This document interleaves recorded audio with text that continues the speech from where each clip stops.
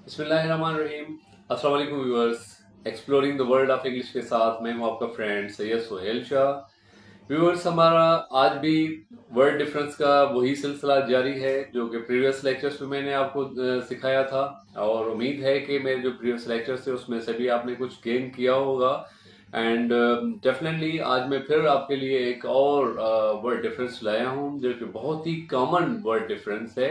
हम मोस्टली अपनी लाइफ में, डेली लाइफ में भी इस्तेमाल करते हैं, हम रोज़ाना के बेसिस पे उनको पढ़ते भी हैं, सुनते भी हैं। लेकिन हमें काफ़ी ऐसे लोग हैं, हमारे दोस्त, जो जिनको उसका पता नहीं होता कि हमें वो वर्ड कहाँ पे इस्तेमाल करना है। तो व्यूअर्स, आज मैं आपके लिए एक बहुत ही कॉमन डिफरेंस लाया हूँ। वो कॉमन हमारा डिफरेंस है इल वर्सेस सिक। इल और सिक के दरमियान फर्क। Viewers, as you know, कि ill and sick both refer to the state of a poor health of the patient। जो एक मरीज होता है उसकी एक खराब हालत को हम बोलते हैं कि वो पेशेंट है, वो सिक है या वो इल है। लेकिन व्यूअर्स, हमें ये पता होना चाहिए कि हम सिक किसके लिए इस्तेमाल करते हैं और इल किसके लिए इस्तेमाल करते हैं। दोनों वर्ड्स ग्रामेटिकली एडजेक्टिव्स हैं। इल की माने भी बीमार है, सिक की माने भी बीमार है। लेकिन व्यूअर्स, एक बात जहन में रखिएगा कि इल हम उस पेशेंट के लिए इस्तेमाल करते हैं कि जो पेशेंट किसी लॉन्ग टर्म या क्रॉनिक कंडीशन वाली डिजीज में मुब्तला हो, यानी कि उस बीमारी के अंदर जो बीमारी लॉन्ग टर्म तक चलती हो, जो कि बड़े अरसे तक चलती हो, इस किस्म के पेशेंट को हम इल बोलते हैं।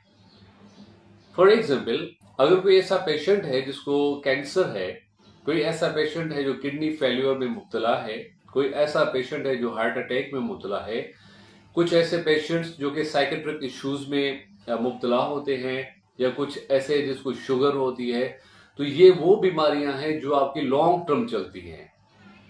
क्रोनिक कंडीशंस इनको कहा जाता है मेडिकल लैंग्वेज के अंदर।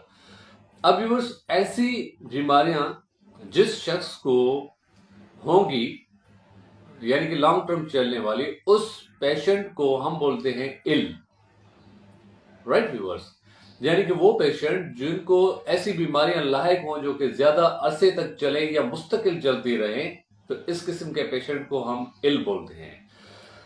जबकि सिक जो है, हम उस पेशेंट को बोलते हैं जिसको कुछ ऐसी बीमारियां लायक हों जिनका ताल्लुक सीजनल हो, यानी कि मौसमियाती तब्दीलियों के बुनियाद पे फ्लू हो गया, नज़ला हो गया, जुकाम हो गया, बुखार हो गया, सर में दर्द हो गया, पेट में दर्द हो गया, कोई इंजरी उसको लगी, कोई चोट लग गई, कोई गिर गया। अब ये जो उनको इंजरीज होती हैं या जो उनके बीमारियां होती हैं, ये मुस्तकिल नहीं होती, ये शॉर्ट टर्म के लिए होती हैं, जिसको एक्यूट कंडीशंस भी कहा जाता है मेडिकल लैंग्वेज के अंदर। तो इस किस्म की बीमारियां अगर किसी भी शख्स को लग जाती हैं और उनका कुछ ट्रीटमेंट करके उनको क्योर किया जाता है, उनको इलाज दिया जाता है, उनको ट्रीटमेंट करके उनको रिकवर किया जाता है, सेहतयाबी उनको मिल जाती है, तो इस किस्म की शॉर्ट टर्म जो डिजीजेज होती हैं उससे रिकवरी के लिए हम जो वर्ड्स इस्तेमाल करते हैं वो इलनेस यूज करते हैं, सॉरी सिकनेस यूज करते हैं। तो उसके पेशेंट को हम सिक बोलते हैं।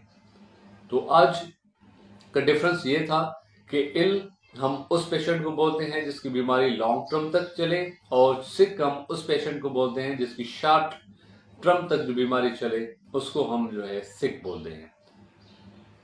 ऑलराइट व्यूअर्स, इसके बाद इंशाल्लाह मैं एक और डिफरेंस के साथ आपके साथ हाजिर होता हूँ।